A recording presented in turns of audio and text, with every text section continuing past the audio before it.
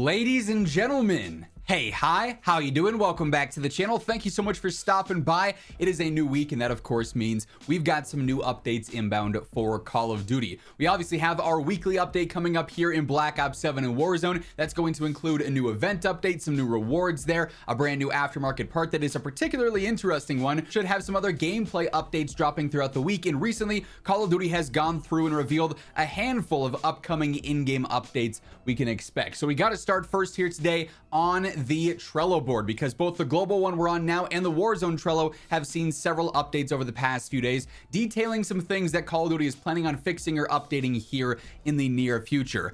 First up here from this past week in Endgame, they are aware that the week 3 weekly challenge of use a sniper to eliminate 15 Deadeyes or Phantom Marksmans is not actually tracking phantom kills. I don't know what it is this year, but it seems like every single week, at least some of the weekly challenges are broken when it comes to tracking. There's some issues going on in Warzone with this past week's as well, so that's a bit of a bummer, but they are looking into that. Hand cannon score streak is currently showing 3 bullets in reserve that cannot be loaded within zombies, so they're aware of that. They're going to be looking into that. Then also the ion core is displayed with a sentry turret icon in the crafting table menu. Just a little visual bug going on in zombies there. Multiplayer also has some interesting things they're looking into. For one, forfeit has currently been temporarily disabled in ranked play because they are looking into some issues with that. So you currently cannot forfeit. You just got to sit there and wait until the game's over before you can get into a new match if you are just not having it that game. The extra ammo Deadeye drone overclock has been temporarily restricted. We talked about this one a little bit ago. They are still looking into balancing that and fixing that there. The one-man army challenge progress currently still not tracking. That's been broken for a while, as has the danger close wild card, not giving you that extra lethal. And then most recently, they also did a minor weekend update where they fixed part of the carry forward maps. There's a handful of maps that we just saw recently return to Black Ops 7, things like grind, firing range, so on and so forth, except those maps all look noticeably worse than they did a year ago or so, right? The color pass on them wasn't actually correctly applied, so COD Updates did post saying that they fixed the color pass on just Fringe. That's received its update to restore its final color look. Firing range and grind are going to receive similar updates in the near future, so visually those maps are both going to be updated so their colors do look better, and they should be more similar to what we've seen before, where they're a bit more vibrant and saturated. Hey everyone, wanted to take a quick second and check out the newest Control Freak collab with Call of Duty, the Juggernog sticks. So Control Freak has done a few different Perca-Cola collabs with Call of Duty previously, and I always think these are sick. Not only are you getting the custom Juggernog can, in this case, it also comes with a new pair of Control Freak sticks and a custom in-game weapon charm as well. Now, I actually haven't seen these sticks yet, but if you guys know me, I can't play without my Control Freak sticks on here. I mean, they are such a crucial part of my day-to-day setup. My aim is night and day difference when I got my Control Freaks and when I don't. I honestly think these look really, really cool. If you guys want to check out anything at all from the Control Freak site, pick up the Juggernog can or anything else, be sure to throw in code IMMORTAL at checkout, and you'll get yourself a nice little discount. Link for that will be down in the description below if you're interested. Now, as mentioned, the Warzone Trello has also seen several updates here as well as of late. So their general issues tab here has a bunch of new things they've added over the course of the past few days, including an issue that they're investigating that causes environmental elements on Avalon to flicker. So it's like the trees are different, like objects there in the distance. Usually it seems like they're typically further out, or like flickering or flashing. It's really weird there, an odd visual bug. They're also looking into an issue that sometimes prevents the grappling hook from actually connecting with Geo. I know a lot of trees have very finicky hitboxes for the grapple. Sometimes it seems like you should be able to absolutely latch onto something and then you spam your grapple and it just doesn't go anywhere, so that's a little bit tedious. They're looking into that. They're also investigating an issue that causes the momentum perk to unintendedly give players persistent outlines around lootable items. So that's a visual bug that they've got on their radar there.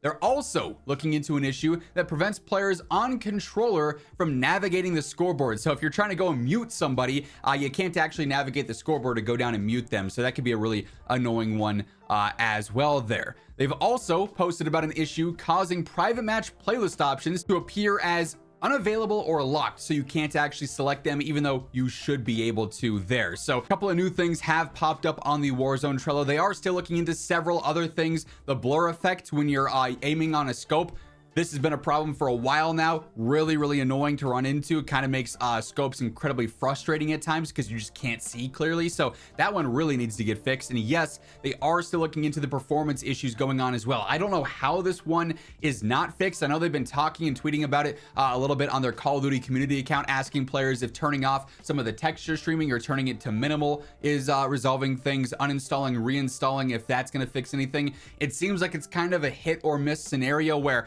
for some players, if you uninstall and reinstall, it works, and others have tried it and it doesn't.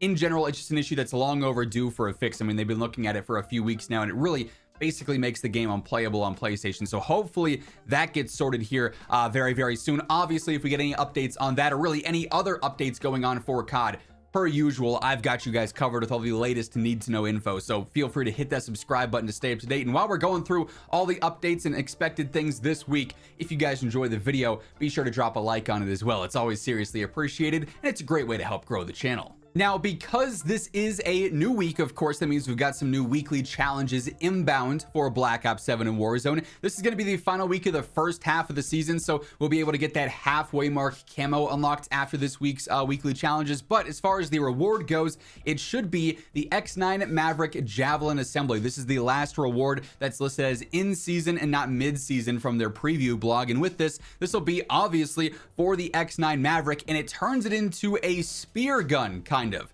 Launches a lethal spear projectile at high speeds that can pierce and impale enemies. So I don't think this one's going to be particularly competitive. Like, the X9 Maverick at its core is already a very good rifle, especially over long range.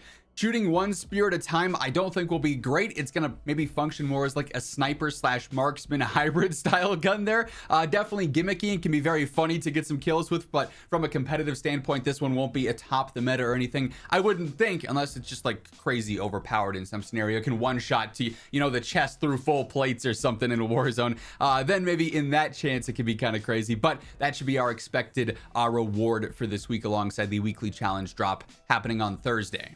We do also now know that we've got the Iron Gauntlet Warzone exclusive event coming up here on Thursday alongside update day. So for those of you who enjoyed playing Iron Gauntlet before when it was live for like a weekend LTM as like a beta test, it is coming back, and this time around it's actually got its own unique event with specific rewards. And they did actually preview a handful of the rewards here for the season 3 Iron Gauntlet update here. So you're going to be able to go through and get some new camos, a couple of options there, and then like a bunch of filler content, the weapon charms, the vinyls, emblems, things of that nature here. So it's kind of like its own mini tournament going on here. If you get 5 wins, that's going to be a specific challenge. You can get a weapon charm and a vinyl, get any placements on the leaderboard, you end up getting an emblem. Top 25 on the leaderboard is that camo.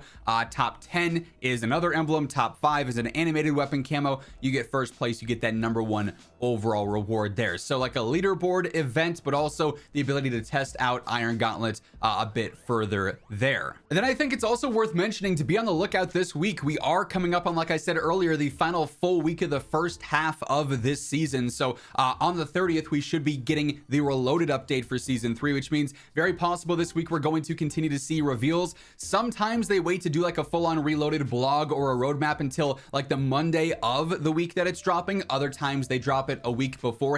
So it's possible we get some larger reveals this upcoming week for season 3 Reloaded, with maybe a roadmap, maybe a big new blog. Otherwise, we might be seeing like random trailers and teasers for you know, the zombies content with the new map coming. They've been posting about that as of late, maybe some MP info and things like that. So we'll have to be on the lookout for some official reveals and some marketing there for the mid-season update. But that being said, that is going to wrap things up for this video. If you guys enjoyed it, you found the information helpful, do me a favor, drop a like. It's a fantastic way to help grow the channel and help inform new viewers. And if you happen to be one of those new viewers, you want to stay up to date with everything going on in COD, be sure to hit that subscribe button and turn on those post notifications. But once again, thank you so much for tuning in, and until next time, take it easy, have an awesome rest of your day, and I'll catch you later. Peace out.